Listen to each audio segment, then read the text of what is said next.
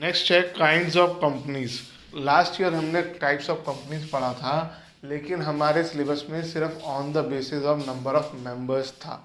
यहाँ पे दो तरह की का क्लासिफिकेशन है। पहला है on the basis of liability of the member, कि मेंबर की लायबिलिटी क्या है। Companies limited by shares. In this case, the liability of its member is limited to the extent of nominal value. Nominal value को face value भी कहते हैं। हर share की तीन वैल्यू होती हैं। एक होती है फेस वैल्यू। फेस वैल्यू का मतलब है जो शेयर की बुक वैल्यू है, कंपनी ने जो अपनी बुक्स में लिखने के लिए डिसाइड करी है वो वैल्यू।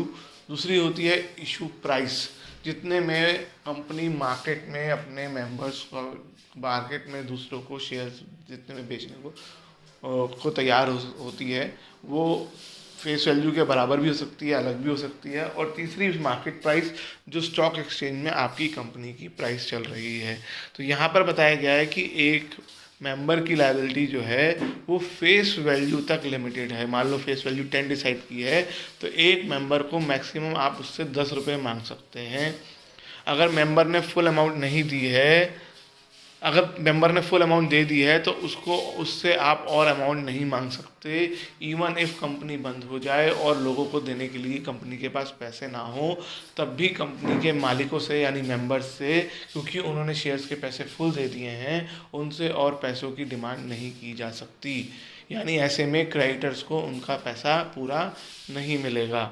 लेकिन अगर ही नीड नॉट टू पे अ सिंगल पैसा from his property, private property. लेकिन अगर कोई लायबिलिटी क्या कहते हैं पैसा कम दिया है, तो आप उसे मांग सकते हो। However if there is any liability involve, it can be enforced during the existence of the company as well as during the winding up. अगर कोई लायबिलिटी बचती है, मान लो आपने पूरे 10 रुपये नहीं दिए हैं, तो वो बाकी बचे रुपए कभी भी मांगे जा सकते हैं, चाहे तो कंपनी जब चल रही है तब भी। और वाइंडिंग अप का मतलब होता है कंपनी का बंद हो जाना। लास्ट ईयर भी आपको 11th क्लास में बताया था कि जब कंपनी बंद होती है, फर्म बंद होती है, उसे डिसोल्यूशन कहते हैं। जब कंपनी बंद होती है तो उसे वाइंडिंग अप या लिक्विडेशन कहते हैं।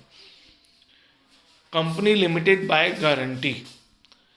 In this case, the liability of its member is limited to the amount they undertake to contribute in the event of the company being wound up. Company जब बंद होने लगती है तो वो कितना पैसा देंगे, इस बात की वो गारंटी करते हैं।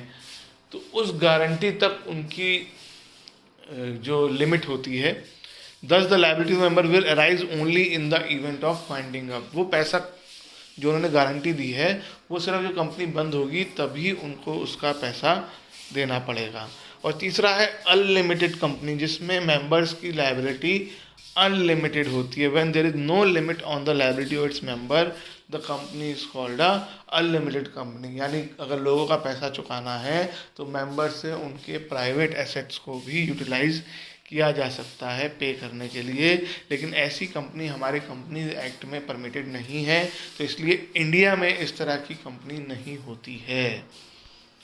दूसरा क्लासिफिकेशन है on the basis of number of members. इसमें पढ़ेंगे हम types of companies. Types of company हम पहले भी देख चुके हैं, नाम तो हमने पढ़ लिए थे जब नंबर ऑफ मेंबर्स की बात हो रही थी। 3 तरह की कंपनी होती हैं, प्राइवेट कंपनी, पब्लिक कंपनी और 1 पर्सन कंपनी। आगे बढ़ने से पहले एक समझाना चाहूँगा कि बहुत से बच्चे जब प्राइवेट की बात आते हैं तो कंपैरिजन करने लग जाते हैं गवर्नमेंट से, कि अगर एक प्राइवेट कंपनी का मतलब प्राइवेट हो गई और पब्लिक कंपनी का मतलब गवर्नमेंट कंपनी हो गई। ऐसा कंपनी के केस में ऐसा नहीं है। कंपनी में गवर्नमेंट कंपनी भी होती है, लेकिन पब्लिक कंपनी का गवर्नमेंट कंपनी से कोई मतलब नहीं होता है। पब्लिक कंपनी भी एक प्राइवेट ऑर्गेनाइजेशन ही है। प्राइवेट कंपनी और पब्लिक कंपनी में क्या डिफरेंस है अभी हम डिस्कस करेंगे। प्राइवेट कंपनी की बात करते हैं। प्राइवेट कंपनी ऐसी वो कंपनी है, डेफिनेशन ही है उसकी, which restricts the right of members to transfer it share, जिसके मेंबर्स अपने शेयर्स ट्रांसफ़र नहीं कर सकते, इनके शेयर्स स्टॉक एक्सचेंज में नहीं बिकते हैं। Has minimum 2 and maximum of 200 members, जिसमें हम मेंबर्स में एम्प्लॉयज़ को काउंट नहीं करते हैं, सिर्फ शेयर होल्डर्स को काउंट करते हैं।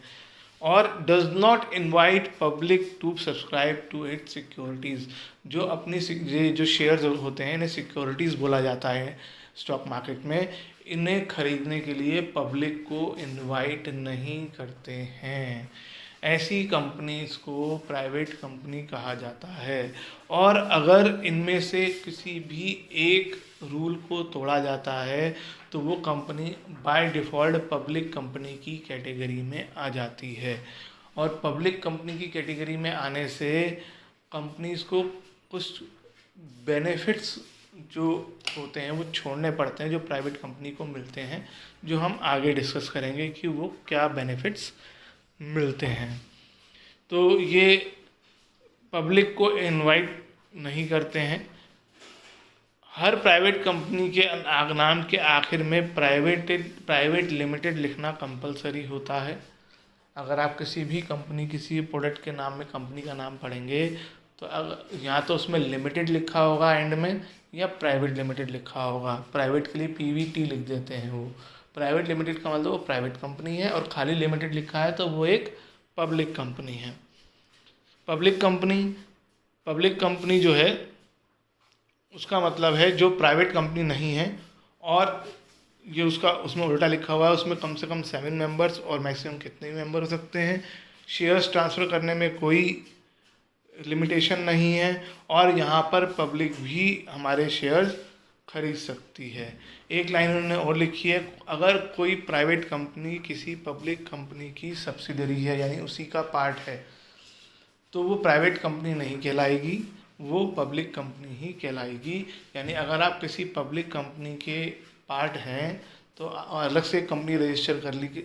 जैसे रिलायंस बहुत सारी इंडस्ट्रीज़ चलाती है और वो मेन इंडस्ट्री जो है वो रिलायंस है, तो रिलायंस की जितनी भी सब्सिडरीज़ हैं, अगर रिलायंस एक पब्लिक कंपनी है तो रिलायंस की जितनी भी सब्सिडरीज़ होंगी चाहे वो एक अलग कंपनी की तरह रजिस्टर्ड हैं, वो सब की सब पब्लिक कंपनी की कैटेगरी में ही आएंगी, चाहे वो प्राइवेट कंपनी की टर्म्स एंड कंडीशन भी सेटिस्फाई कर लें तब भी। ये टॉपिक तीसरा है 1% कंपनी, इसे शॉर्ट में ओपीसी भी लिखते हैं। ये बिल्कुल नया कॉन्सेप्ट है कंपनीज एक्ट 2013 से और जैसा कि नाम सजेस्ट कर रहा है वो कंपनी जिसमें एक ही पर्सन हो। 1% company is a company with only 1 person as the member. The 1 person will be the shareholder of the company. It avails all the benefits of a private limited company. 1% company हमेशा private company होगी, कभी भी public company नहीं हो सकती। It has a separate legal entity protecting और liability limited रहती है। परपेचुअल सक्सेशन भी होता है, ये अपना शेयर अगर ट्रांसफ़र कर सकता है, किसी को बेच सकता है, लेकिन फिर ये इसको छोड़ना पड़ेगा। Characteristics, only a natural person जो कि इंडियन सिटीजन है और रेजिडेंट ऑफ इंडिया है वो 1% कंपनी बना सकता है, और या वो अकेला जो है वो 1% कंपनी का नॉमिनी हो सकता है। नॉमिनी का मतलब वो पर्सन जो डेथ के बाद नेक्स्ट पर्सन ओनर बनेगा। No person shall be eligible to incorporate more than 1% company. कोई भी पर्सन एक से ज़्यादा कंपनी का ना तो ओनर बन सकता है 1% कंपनी का और ना ही वो नॉमिनी बन सकता है। सिर्फ एक ही कंपनी का या तो नॉमिनी बनेगा या ओनर बनेगा।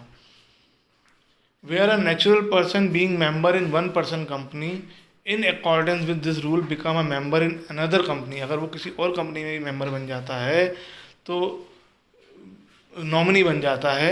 1% company such shall meet the eligibility criteria within 180 days. 180 दिन के अंदर उसे एलिजिबिलिटी क्राइटेरिया मीट करना पड़ेगा, यानी वापस नॉमिनेशन, जिसको या तो इसे प्राइवेट कंपनी में कन्वर्ट करना पड़ेगा या नॉमिनेशन वहाँ से हटवाना पड़ेगा।